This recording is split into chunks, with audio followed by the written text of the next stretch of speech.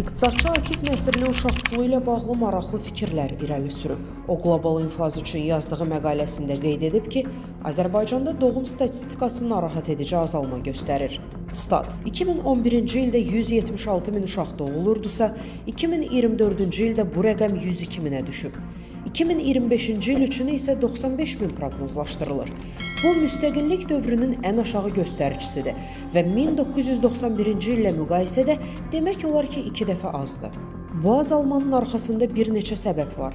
Gənclər gec ailə qurur, mənzil və kirayə problemi həll olunmayıb, şəhər həyatı çoxuşaqlı ailə modelini getdikcə çətinləşdirir. Azərbaycanda universal uşaq pulu sistemi yoxdur. Sovetdən sonra 2006-cı ildə uşaq pulu ləğv edildi, yerinə yalnız az təminatlı ailələrə ünvanlı yardım gəldi. Bakıda bir uşağın aylıq xərcləri 300-400 manatdan başlayır. Dövlət bu problemi həll edə bilərmi? Büdcə baxımından bəli. Hər yeni doğulan uşağa aylıq 150 manat verilsə, illik xərc 513 milyon manata düşər. Bu isə büdcənin 1%-dən bir qədər çoxunu təşkil edir.